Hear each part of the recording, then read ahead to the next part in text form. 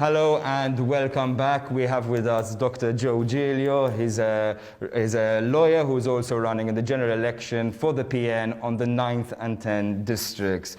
Welcome, Dr. Giglio, to Lovin Daily. So, naturally, our first question is going to be about Daniel Holmes. You know, we've just published a book, his expose. He was a leading figure, I guess, in the fight to reform Malta's cannabis laws. We have seen quite major changes since, but we still see harsh punishments dished out, particularly in terms of cultivation, as you probably well know yourself. Is it time Malta starts seriously talking about legalizing recreational use?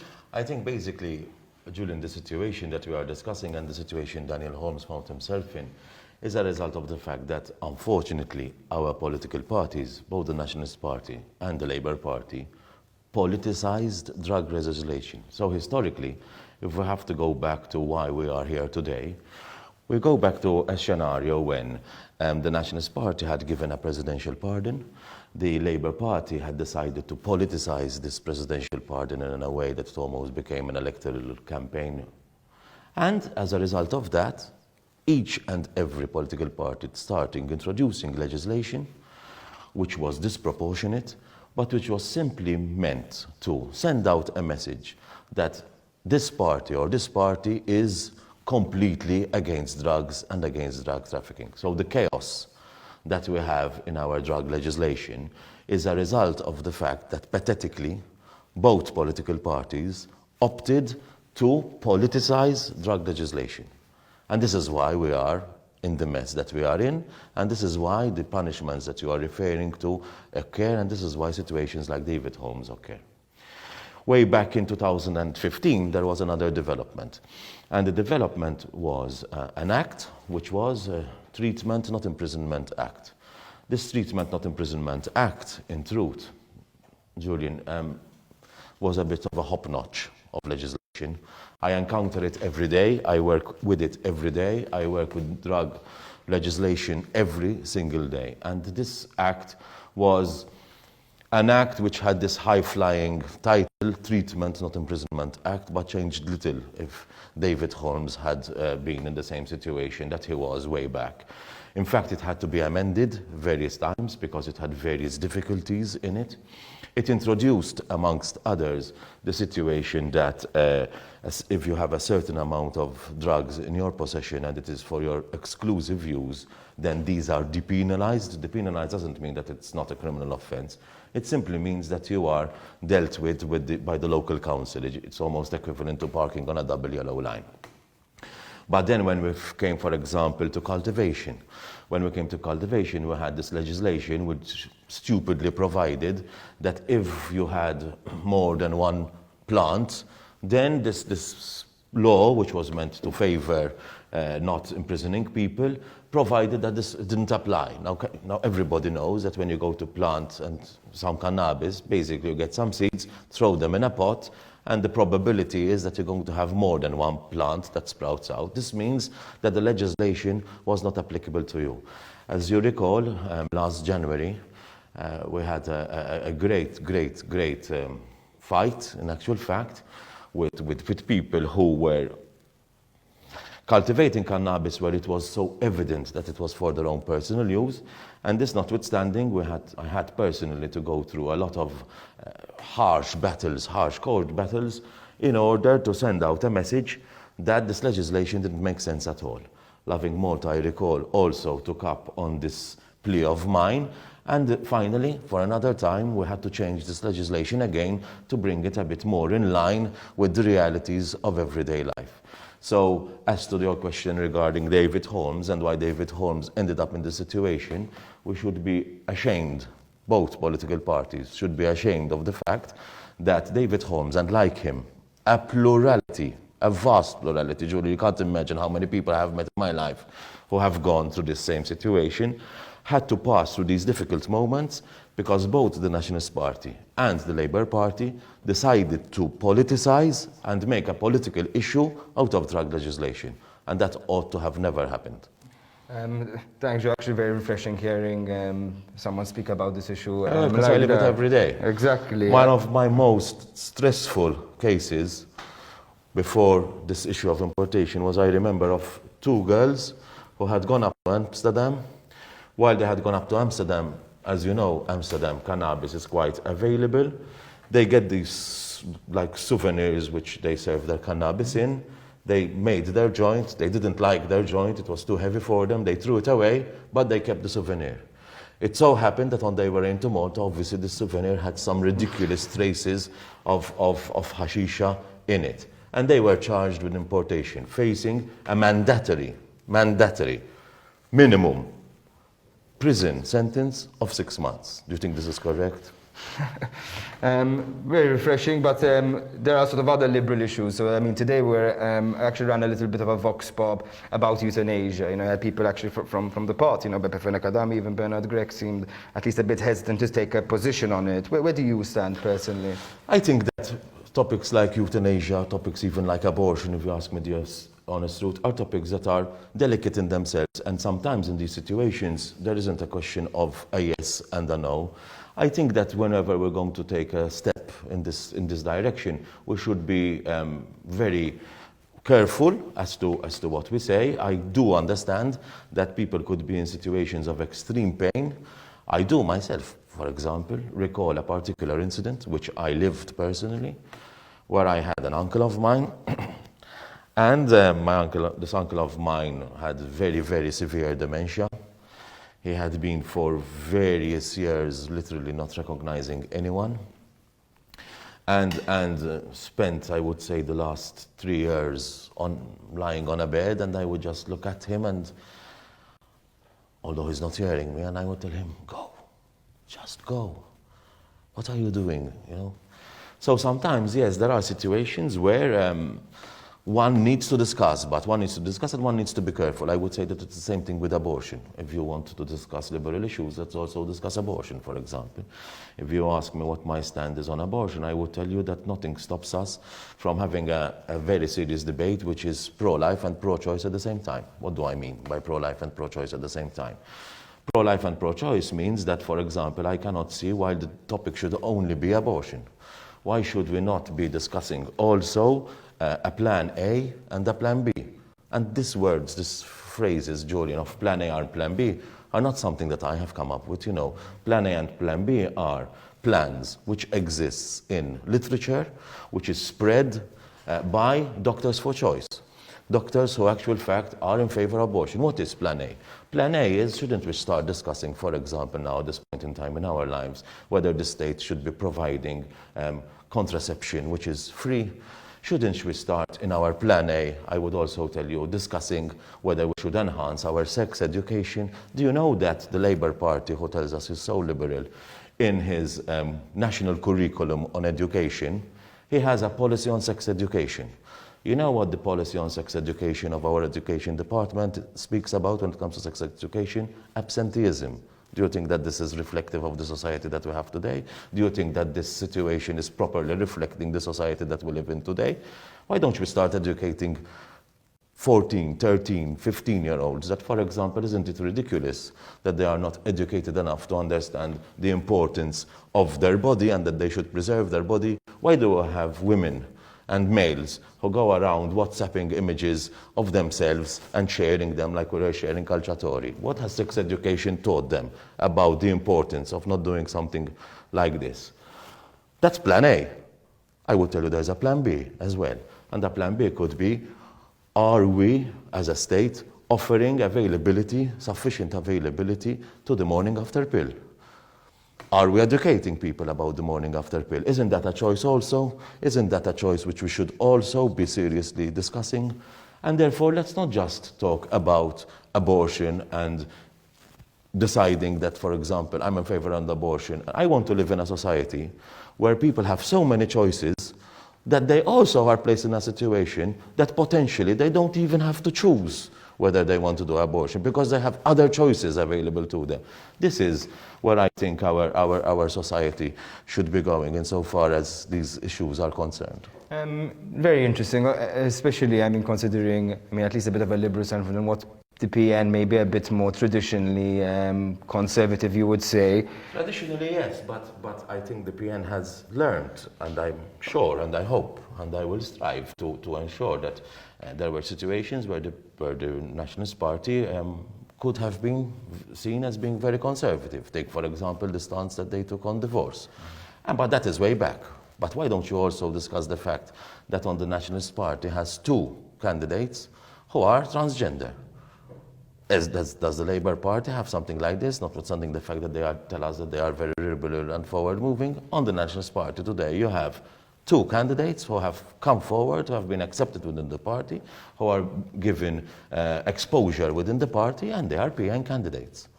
Very interesting. To move on, obviously, with the PN, PN candidates, you decided to contest in the next general election. This was something that was rumoured even under Adrian Delia's tenure. Do you think that the change was necessary, and what can Bernard Grech offer the country that Adrian Delia cannot? Well, I think it is too early to say what Bernard Grech will be offering. I have faith in Bernard Grech. I have faith in whoever is the PN leader. My ethos is that if I am a part of a party, then I walk within the structures of the party. The structures of the party have taken a decision whereby they have opted to elect a new leader, and whoever is the leader, as long as he is not doing things which are irretrievably not according to my conscience, I will follow that leader. Okay, and so you're running on the 10th district as well as the 9th. During the last election, quite a few PN voters within the 10th district essentially left the party. Fair enough, they vote for the PN ticket, but Marlene Farrugia, who's now an independent MP, was elected of that district. You're quite popular yourself, from beforehand. Is this a conscious effort from the party to sort of improve numbers and improve support in what was traditionally a grassroots area? Well, to be honest, the choice of the 9th and the 10th district was something that I myself personally asked the party to do, because I am brought up in the 9th and the 10th districts. My family is from Sliema, my mother is from Sliema, my friends are from Sliema. I went to school in Gżira, I live in Gargur. I used to go around with my bike in the fields, which is today Sweet and Madlena. I know the area inside out. I'm involved in Malta Football Club, which is a football club within the area. I support Sliema Wanderers, I support Sliema. I used to go to God knows how many water polo games. I lived at Sliema pitch, I lived on the Sliema front. This is where I was brought up. This is my background, this is my social background, this is my... So the choice of the districts wasn't related to the results which the Nationalist Party were getting. Insofar as I was concerned, I asked for these districts because I am comfortable in these districts. So it was sort of my natural habitat to go to these districts, not related to numbers or not numbers. Now, if the fact that I am present on these districts would help the Nationalist Party for numbers, well, that is something that I would strive to do. That is something that I have to work to do, and that is something that I have a duty to do. But the choice per se of the districts was related to my personal background and my upbringing. And why should people vote for you? Well, I don't know why people should vote for me, but I'm going to tell them why, in my opinion, they should. Everybody has his own choice to make, and this is something that I have asked myself many times. First and foremost, not why should people vote for me, but the question that was very, very difficult to answer, Julian, was why should I contest the election in the first place? I think this is a result of a lot of sleepless nights and discussions with my wife and my family in the first place. So let us start first by answering your question, not as to why people should vote for me, but I think we should ask the question as to why I have decided to contest. And why I have decided to contest could also lead people to decide why they should vote for me. Well, I must admit that Labour Party's vision, the Labour Party's ideals, were ideals which on paper attracted a lot of people, were ideas which were good. I personally thought that the shout of meritocracy was something amazing. I thought that the shout of transparency as good governance, which Labour came up with in 2013, was something which was fantastic and which was badly needed. Reality has shown us that Labour have let us down. Now let us face the truth about it. Although the Labour Party has done some good things for sure, but in the core values, they have let us down, and they have let us down very, very seriously. And therefore, I was disappointed. And I was disappointed with the fact as to where our country was heading and what our country was going into. And November, December of last year, obviously, I started to ask these questions, like everybody was asking these questions.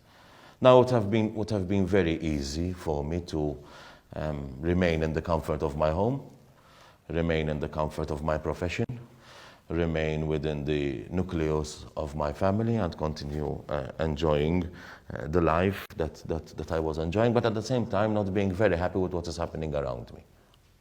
On the contrary, not being very happy is an understatement. Being very disappointed with what was happening.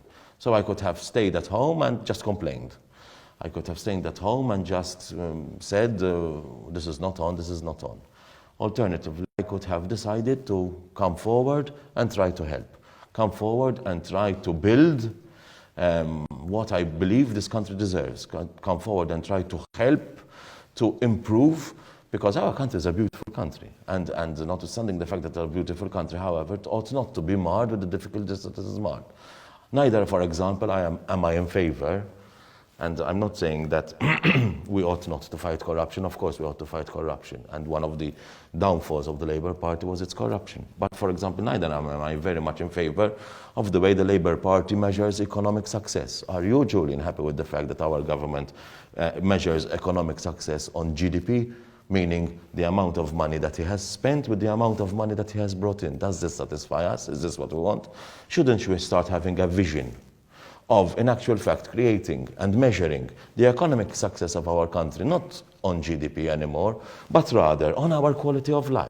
What is our quality of life? Our quality of life is, let's get 10 markers, which these 10 markers will help us understand whether we have really attained an economic success. For example, let's put in these things markers. How many of our youths continue their education post-secondary?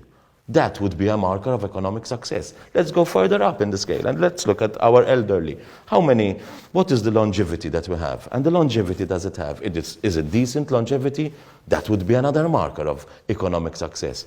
I would consider another marker of an economic success, for example, what have we done to our environment? And in our environment, I would include everything from urban design, we're living in a concrete jungle, to noise pollution, air pollution. These should be, in my opinion, and this is what I wish to bring to the Nationalist Party, and I'm sure that the Nationalist Party would be on page with this. This is what I wish to bring, these ideas. I think if we're going to do this, we owe this to our country, we owe it to our children, and we owe it to our children's children. They deserve a Malta that is better than what we have at the moment.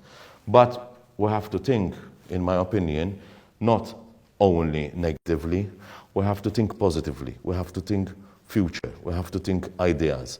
These are some of the ideas that I personally, they're very much at heart, and they are also reasons why I have decided, therefore, to take the difficult decision to get out of my comfort zone, to get out of the life that I am living, and commit myself. The option was very easy. The easiest option was to stay at home and complain. I opted not to do that. Very interesting hearing at least what your vision is for the role. We talk a bit about quality of life. I think an issue facing at least people's quality of life in Malta is definitely, and you'd know this well, is the state of Malta's justice system. Court delays are impressive. Not only do you take 400 to 800 days sometimes to solve a civil case, but sometimes criminal cases take too long, and now we're starting to see that they have potentially fatal results. From your opinion, what is the issue, and how can you solve something like that on the immediate term? This is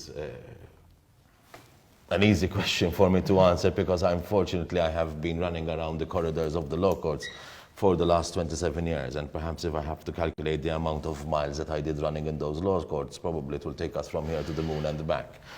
Yes, so court delays obviously are a big, massive, enormous headache. They are a big headache, especially in the criminal justice system, because persons who are faced with criminal charges, not only are they presumed innocent, but they also have to live, unfortunately, with the stigma of criminal proceedings. They have to live with the stigma and the pressures that they are facing, criminal proceedings, which could have very, very serious consequences for them. Of course, addressing justice delays requires a program in itself. But if you ask me, insofar as the criminal process is concerned, where our major flaw is, our major flaw stems from the fact that we have a code, a criminal code, which was written in 1854, which had a system and created a system which was relevant in 1854, but is no longer relevant today. And we do not have, and we have not had yet, the courage to address this fact. Now, to address this fact, however, there is a big question mark, and there is a big problem. Because addressing this fact, which brings about a lot of court delays, especially in criminal proceedings, first-hand experience tells me that the problem is in the way the compilation of evidence is done. Now, the compilation of evidence, Julian, for the purposes of people who are hearing us, are when we have serious crimes, which up to last year were crimes which bring with them more than 6 months imprisonment, we have a system whereby the court file keeps on coming and going, coming and going, coming and going, every month, from the law courts to the office of the Attorney General. This is a big flaw which causes a lot of delays. And if there is something that I commit myself to do, because it's very clear in my mind, because I have experienced it every single day for the last 27 years, is that I would definitely rewrite the criminal code insofar as the way the cases are handled when we have most serious cases. All legislators have been wary of this, because we are touching a lot on the powers of the Attorney General. And in my opinion, both a nationalist administration and a Labour administration were very wary of taking away the enormous amount of powers which are vested within the Attorney General's office. We have started slightly by taking away civil cases from him. But if we're speaking about delays, especially in criminal proceedings, then yes, you couldn't have asked the question to somebody who actually can reply to it pretty well, because I've been battling it every day. But I think that one of the first steps is that we have to bring our criminal code more in line with the situation that we have today, and not in line as it was relevant in 1854, but we're in 2020 now. In 1854, we would be dealing with stealing a chicken, or stealing fish, or stealing an apple. Today we have money laundering, computer misuse. Our code never, ever dreamt about dealing with cases like this. So this is one of them. I think that there is another commitment which needs to be made, and another commitment which needs to be made is we need to attract more persons to come to the bench. And I would say that this administration has already started by improving on their conditions. But I think that attracting more people to the bench is very, very important. Giving them the resources to work is also another thing which is relevant to attract court delays. And then if there's something else which has made it so relevant that our code is not good anymore, it is the issue of the inquiries. Now we have magistrates who carry out inquiries, the Keach-Kembry inquiry, the Joseph Muscat inquiry, the E-Grant inquiry, are carried out by the same magistrates who have to deal with cultivation of cannabis, with thefts, with so many other things at the same time.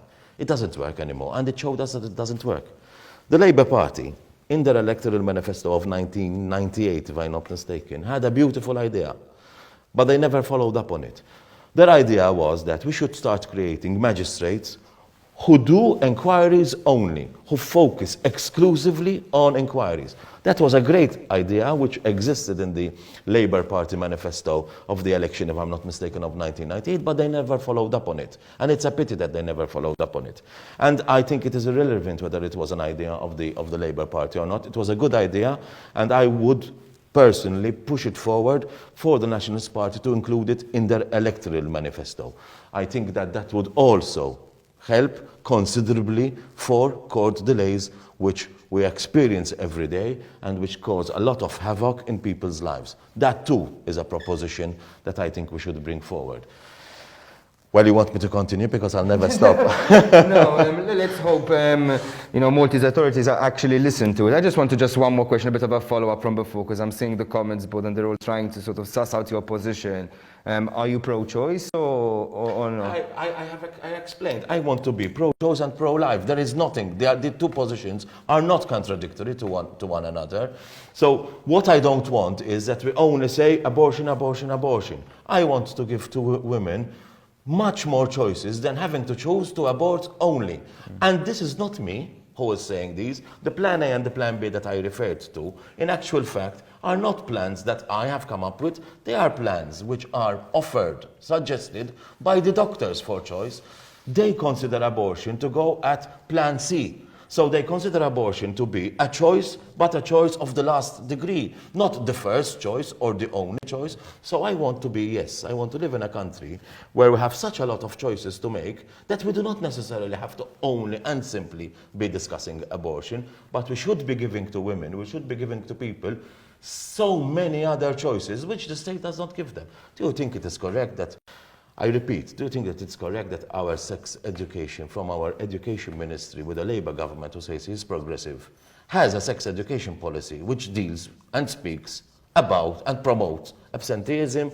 Is that being in favour of choice? Is that pro-choice? I don't think it reflects reality. So a decent sex education is also part of the choices that we should be making.